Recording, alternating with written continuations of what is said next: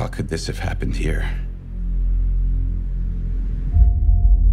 Of all the capitals, of all the nations on Earth, none more vigilant, safeguarded, prepared. Was it vanity?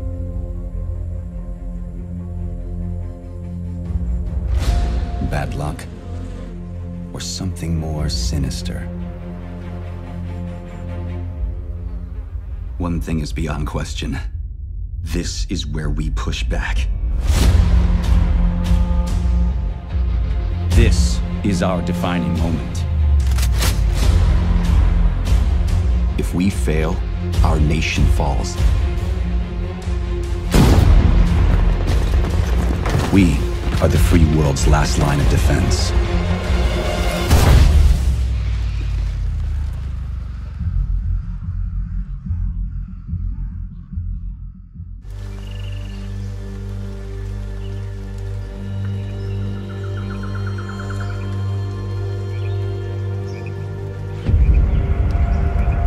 Matt, that crash site is just ahead.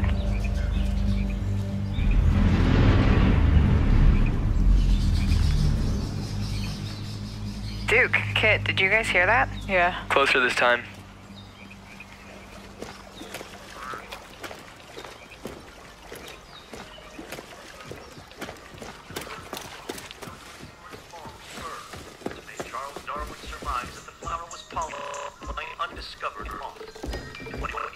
Look at this parachute. Dropped right through the ceiling. Let me see if I can get this. Oh, that'll come in handy.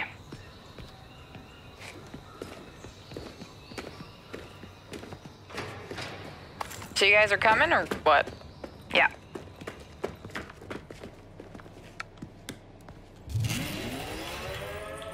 Oh, Merry Christmas.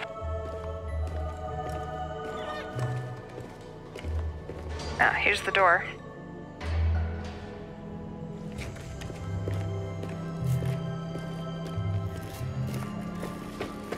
Karpinski, it's the division. Alright, let me just talk to this guy. Glad to see you. We got a boy here who's gonna die without his meds. Those True Sons assholes confiscated them, along with most of our drinking water. Up around Okay, Pinwater Station. meet us at the I sinkhole? wouldn't ask Yep. for help. Okay, sure. I don't know what else to do.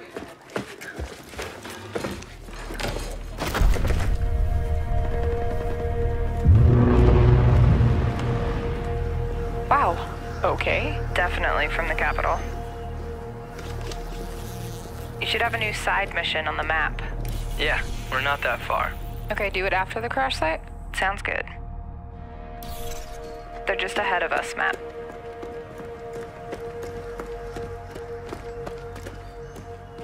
Hey, I see you. I'll be up in a sec. Kit, we gotta get you leveled up. I know, please help. I've been busy. Toxic chemical residue detected. A lot of loot down there. Hey, you guys should really check this out. Almost there. So that's the control point. Hey, wait for me. Crap, they have a tank. Yep, I see him. Don't aggro him yet. Let me adjust my build. Got my crossbow and chem launcher.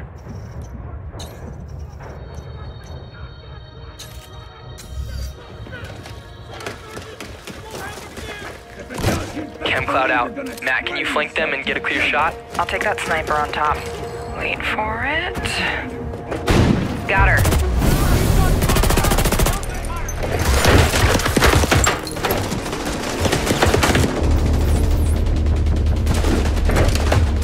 Matt, look out!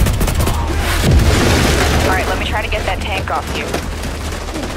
More bad guys on the other side of the plane. Grenade, grenade! Dude, come on. Yep. Matt, I need your help. Over here.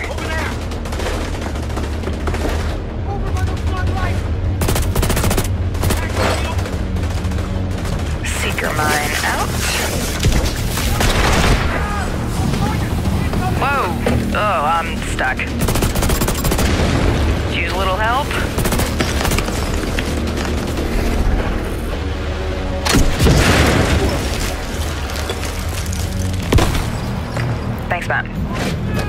There's a dude rushing through the plane. Guys. Yep, I'll see what I can do.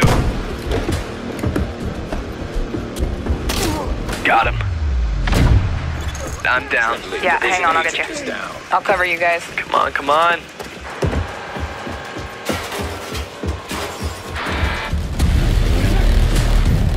Get that weak point. Oh crap. Matt, watch out. Setting my drone. Thank you for the revive, Meg. I've got this guy behind the tank. Map of the hive, nice. Alright, just lay it on him. Again? Drone down. Oh, there goes his armor. Ah! You're on your own. Keep going. Good job. Level up. Level 30. Oh, sweet. Congrats. Alright, flare is up. Control point is ours. Nice. Guys wanna check out the plane? Let's go. Analyzing ballistic residue. Looks No like a match found. rough landing.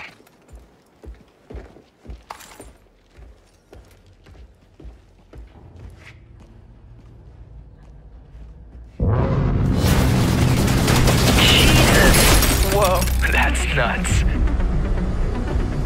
Let's check it out. Great idea. Let's just die. So, game plan. Take the capital back. I think we're ready. 3, 2, 1, go, go, go, go, go!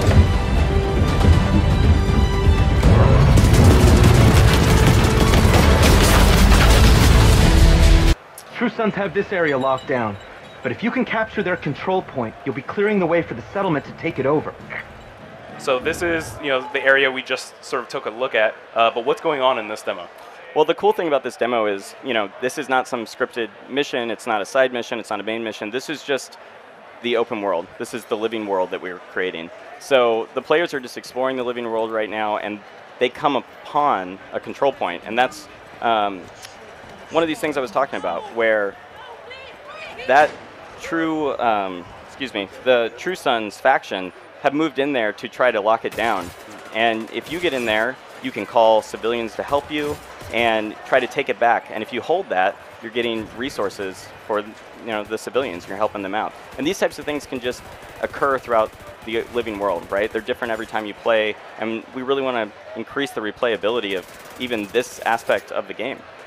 Yeah, and so we're looking here at a 4-person squad, right? Sort of switching between angles. Walk us through a bit of what these players are doing, what each specialization might be. Yeah, so I think like the most noticeable thing right off the bat is they're using cover a lot, and that's a core pillar of what we're trying to do. Is we want to really put an emphasis on the core shooter feel, right? So the lethality is, you really feel it. You want to fight from cover. It feels very tactical, and so you'll see them using a lot of very smart cover and getting kind of flushed out of that cover throughout the demo, right? And having to kind of react on the fly as to what the AI are doing. In terms of their skills, I love the deer. That's one of my favorite. I love the deer. Yeah. I made the mistake of shooting the deer in my demo just to see if I could, and I felt so guilty. It broke your heart. It did. It did. People, don't shoot deers. Yeah. Don't do it, even in game. But anyway, if we look at their actual loadouts, right? We can see here deploying a skill. They've thrown this hive out, and you can see this is one of the new skills that kind of shoots out these little micro drones that seek out targets. Kind of once again, just like a new toolbox for you to play with. Here we're using another one of the new skills that lets you throw out this kind of explosive mist into the air, and when bullets penetrate inside of it, it lights on fire. Oh, so there's clouds of fire. Clouds of fire, right? And you can imagine you could lay down this cloud of fire, throw the hive in there. The hive lets out the chain reaction of fire throughout the battlefield. We're trying to create a lot of interesting synergies between what players can actually build. Yeah. And I think, we started off in sort of a enclosed interior space, and now we see the Capitol building in the background. It's a much more open space, like you were talking about, than we'd ever seen before. Yeah, absolutely. I think even that first building we went through, you could have come in through the second story or the bottom and attacked from all these different angles, and it feels like you have options. But then you get into an environment like this, and you could completely 360 flank around this space. There's tons of different tactical positions, and I really think it's going to add to the replayability of the game. I'm really excited about it. Yeah, and you're totally right. Just even seeing here trees and grass and greenery, and in the hot DC summers, feels like a total change of pace for the Division. That guy just got some sick loot out of that supply drop that was stuck up in the tree. We're trying to hide a lot of stuff like that around the space, which is cool. Yeah, so I mean, the environments are worth exploring too. Yeah, right? exactly. Yeah, you wanna pay attention and look around. Not only pretty, but yeah, they got loot. That's what this is really about. Just give me more loot. Yeah, right. Yeah. So here you can see, the control point is up. The True Sons have captured it. When you go in, you could totally try to take this control point back on your own, or you could call in nearby allies. So you shoot off a flare, and that actually calls civilians to come and support you and try to take this back, and then they'll hold it. And they're really out there, and they really have to travel to this space, and it's all part of this living world simulation. That's awesome to hear. Yeah. So, I mean, we're looking at a 4-player team right now, but of course you can play this all by yourself. So if you need a little support, absolutely. Shoot that flare up, right? You got it. And you can kind of get into position, shoot off the flare, see them approaching, wait to attack until they're there, and kind of really plan out your attack in a more strategic way. Yeah, that's awesome. So here they're fighting the True Sons.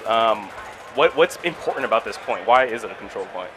So each of the control points, there's lots of them littered all around the environment, but they're places that would have some sort of resource that these factions and these settlements need. So it might be water supplies or food, or there's varying things that they go after. But yeah, each environment has something that these factions want out of it. And this one on top of it is, an amazing crashed Air Force One, which kind of does add to the spectacle. Oh yeah, certainly. What I think what's cool that we're seeing here too. Yeah, you'll see the task force has just arrived from when he kicked it in. Sorry to. No, absolutely. But we get all these different perspectives, and you see how different you can play. You can be right up there in the middle with a shotgun, like this person just pulled out their specialized weapon, which is the grenade launcher.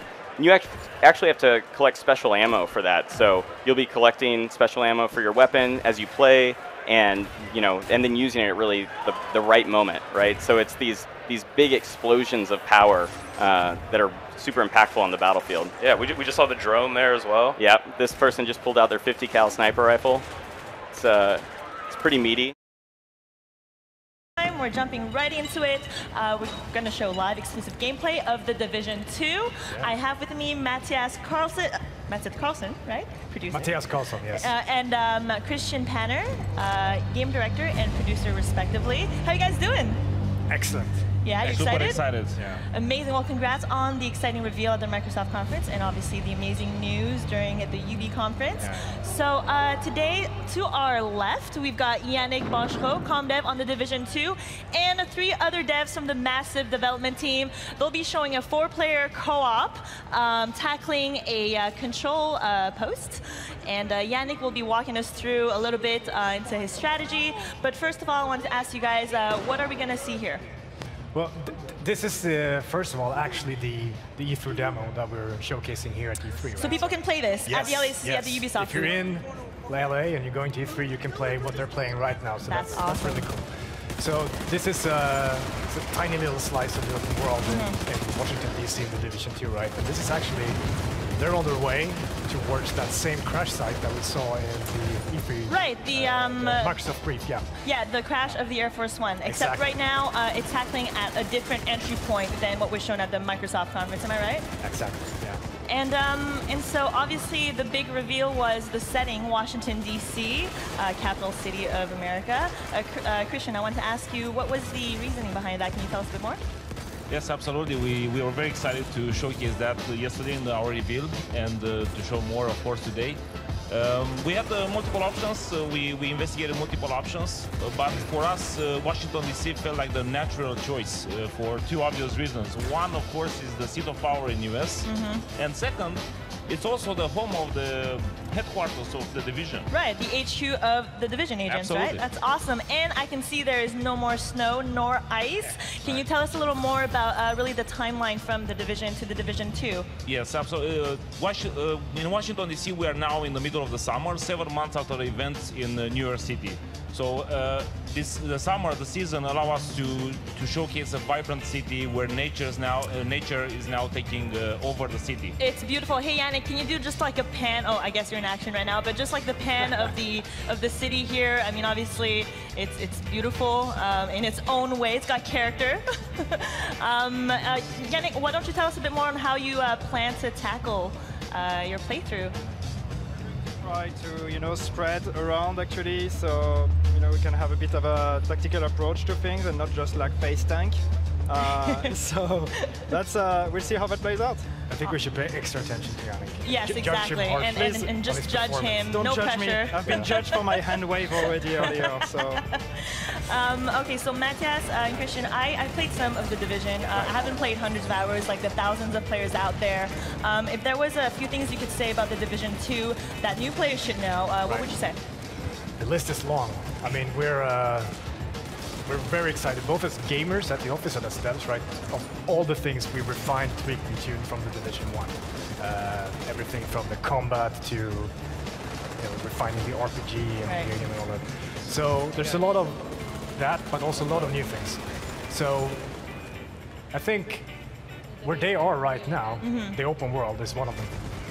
It's first of all 20% bigger than the first game, New York, and it's very, very faithfully recreated, almost one-to-one with the actual DC, right? That's amazing. And sorry to cut you off, but Christian, you mentioned, so you guys chose watching the DC. I'm curious, did the team take any trips there to kind of really get an authentic recreation of Washington, DC? Absolutely. We had multiple trips after we chose this setting, and we met with different architects from the city, with urban explorers, with artists from local artists that's awesome. To make sure that everything, it's looking beautiful in the game. So people living in Washington, DC can kind of walk around and try to find their homes? Absolutely.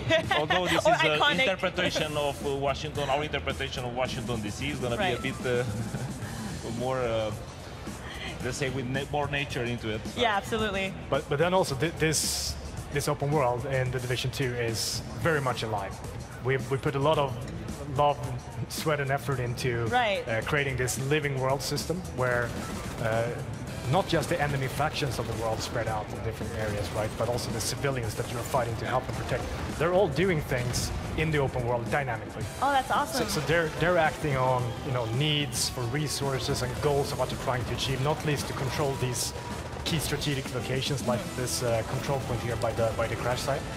This creates a lot of movement and activity, and ultimately things for you to do as a player and surprise. Right. Because you don't know what's going to happen around the next corner. Right? Absolutely, a lot of gameplay opportunities for the player to kind of pick and choose exactly what it is that they want to do.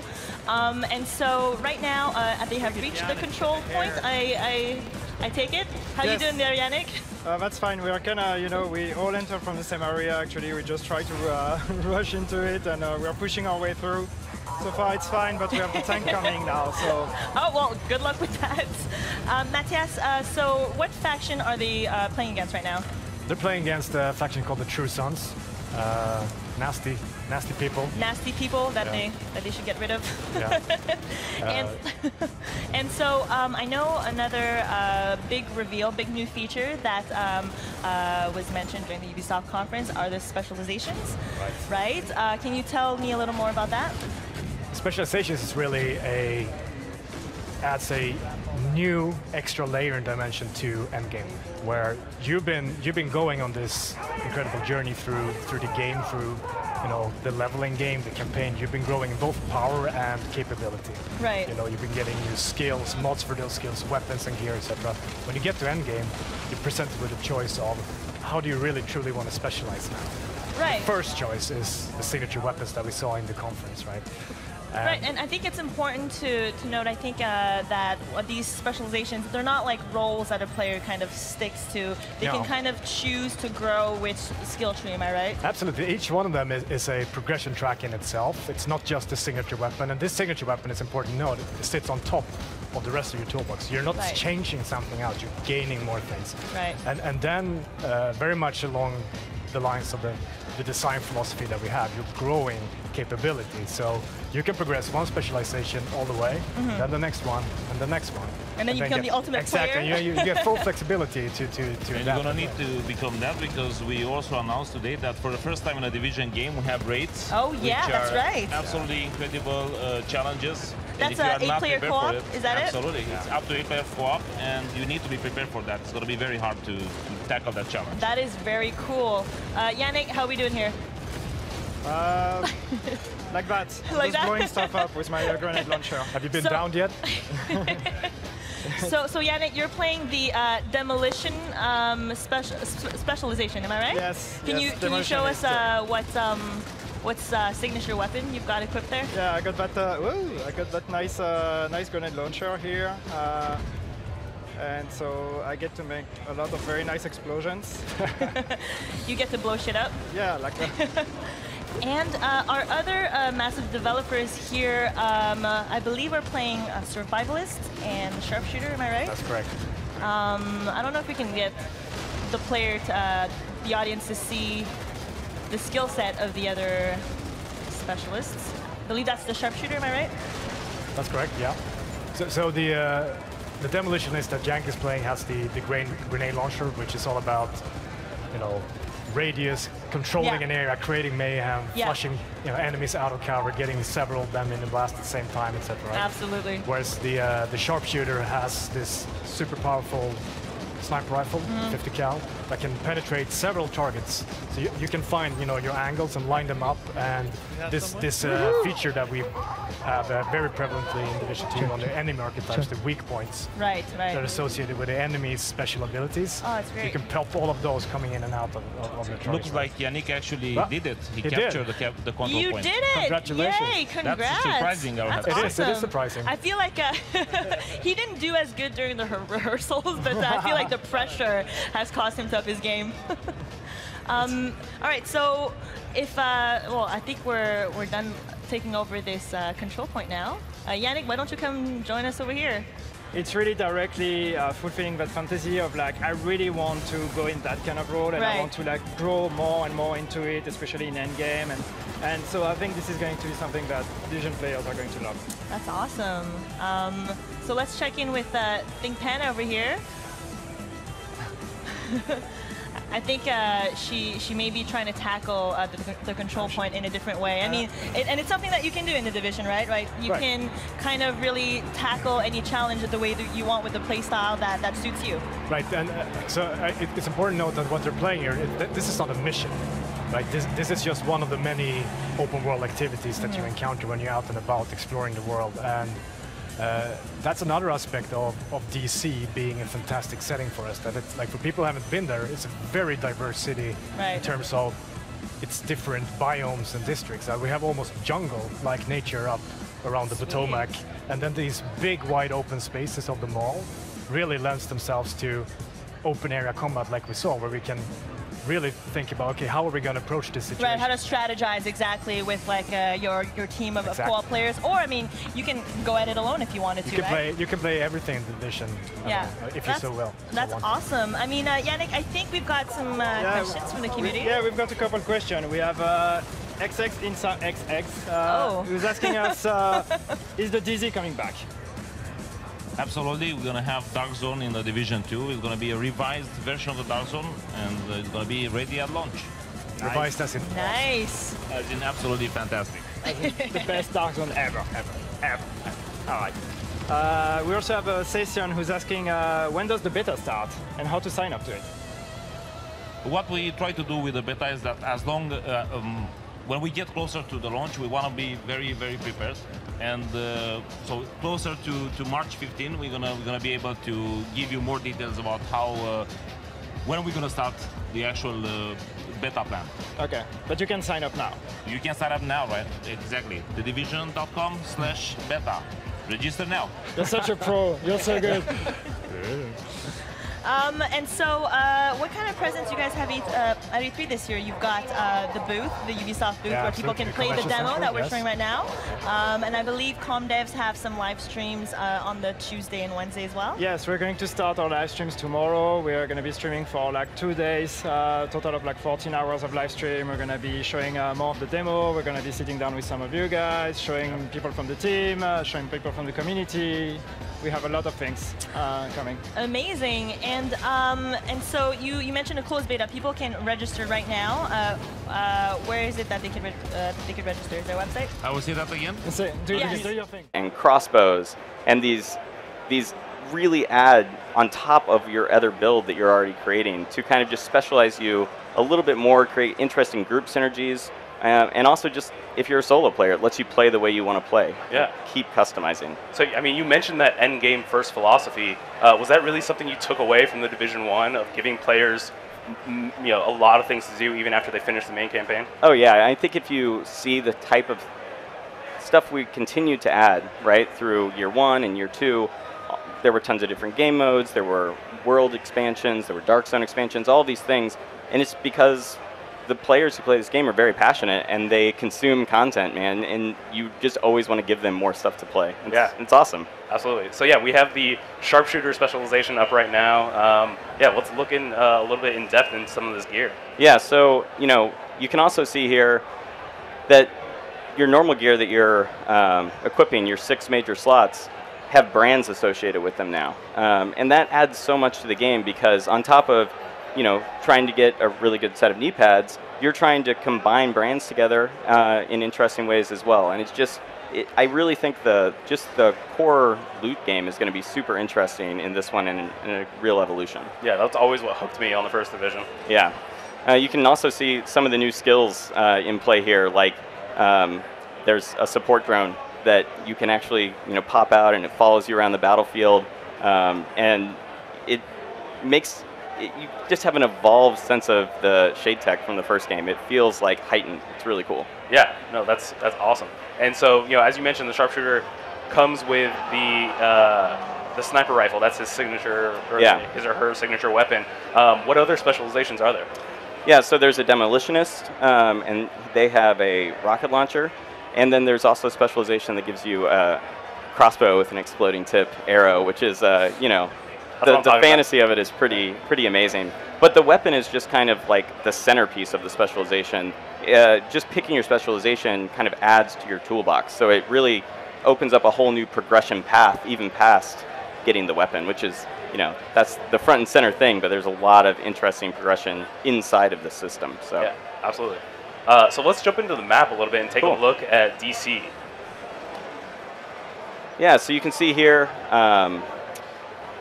how big the map is compared to New York. So we're about 20% larger than the map we shipped within New York, which was already pretty massive. The E3 demo that people are playing kind of takes place just in this one little section. And as you start pulling back the map from there, you can really see how much variety we're going to get out of this. Even at this very high level, you can see the difference between the really wide open spaces and start seeing all those different environments.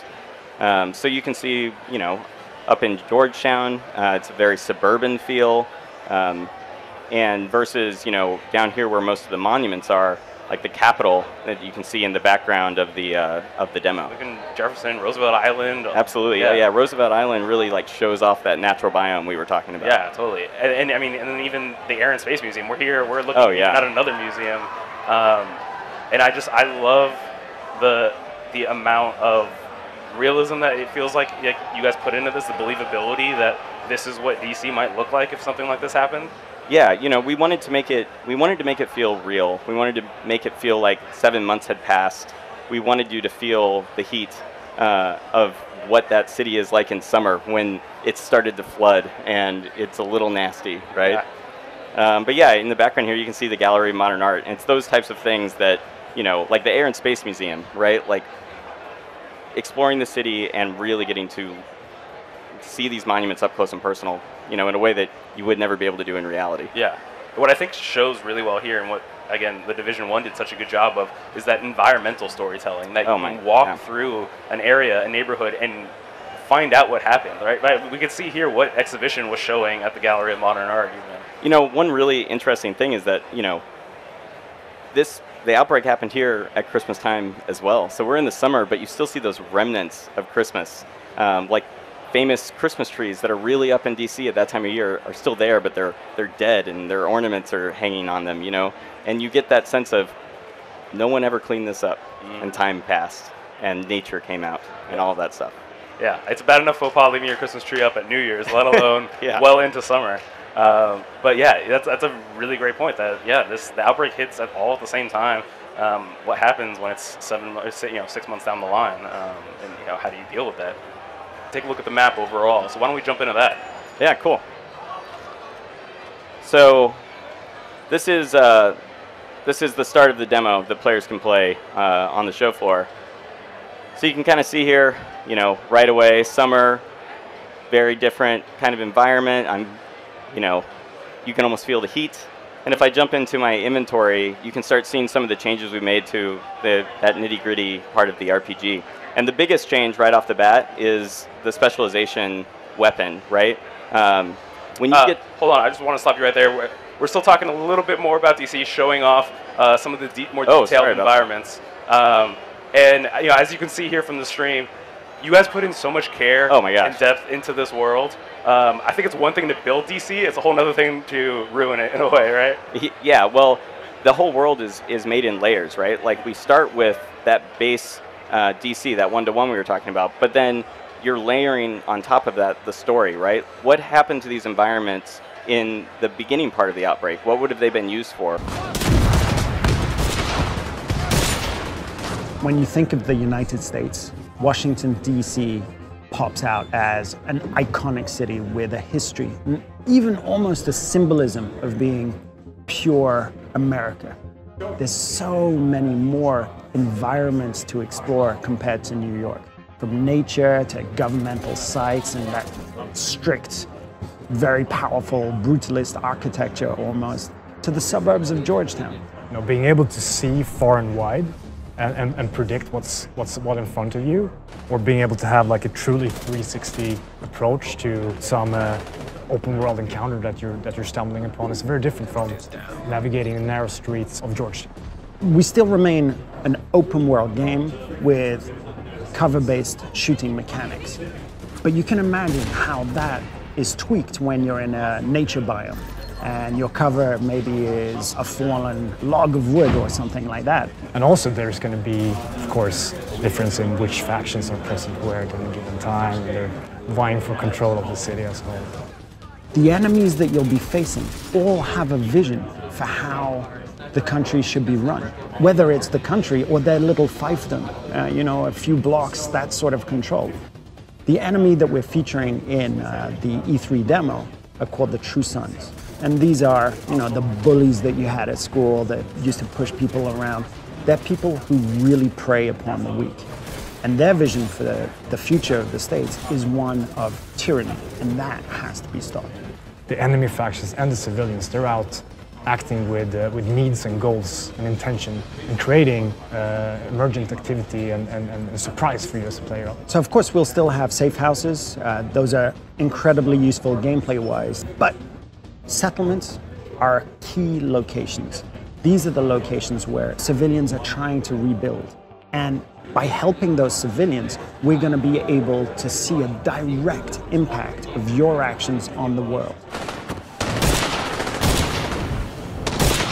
When you reach max level, when you finish the campaign, we're going to give you a choice of a signature weapon. Now, the 3 signature weapons that we're talking about today are the crossbow, the 50 cal sniper rifle, and the grenade launcher. So it's really about giving the option to the player of going deeper into a playstyle and choosing exactly how they want to play.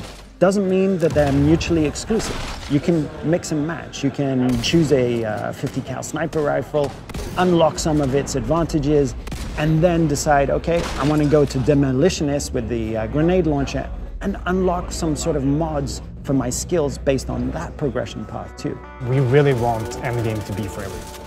And we're making sure in the Division 2 that it's there, it's strong day one, but it also caters to all types of players. Endgame doesn't equal hardcore, but it needs to have a deep hardcore aspect to it, so that if you really want to challenge, if you really want to compete, it's there for you.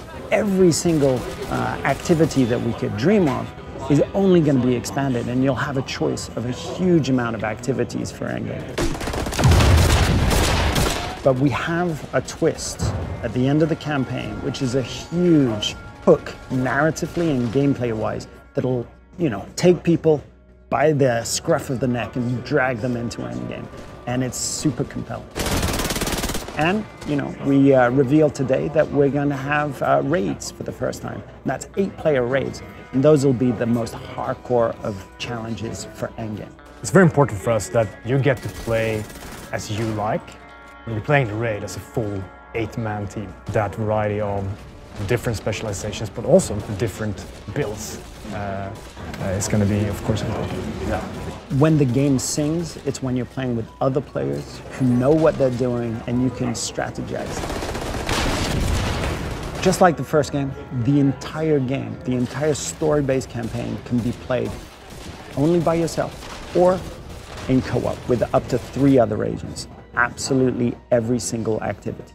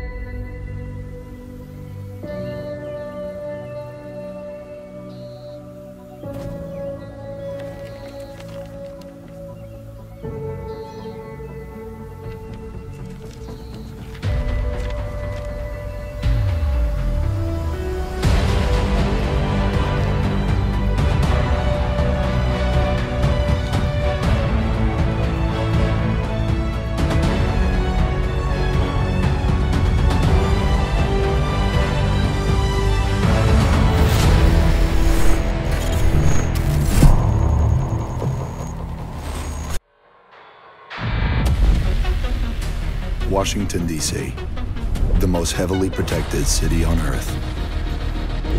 Within its limits, 177 foreign embassies, 550 elected officials, and 23,000 military personnel. In the event of an attack, critical personnel are evacuated, underground shelters open, while complex defense systems patrol the sky. But nothing stopped the virus. 27 days after patient zero, Washington fell. It began with riots on K Street, then shootings in the National Mall. Troops withdrew to bunkers. Civilians were left in the streets. America is on the brink of collapse. But some people have survived. Gardens grow on rooftops, their fences patrolled with rifles, in communities that live under constant siege. Survival has taken the form of urban warfare.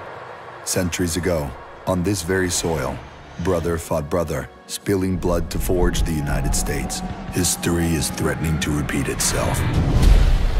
Now, in the heat of summer, 6 months after the outbreak began, a remnant of a corrupt state lurks in the shadows, ready to engage in a new civil war. Agents of the division are the only ones standing against it. But how do you save a nation when its enemies come from within?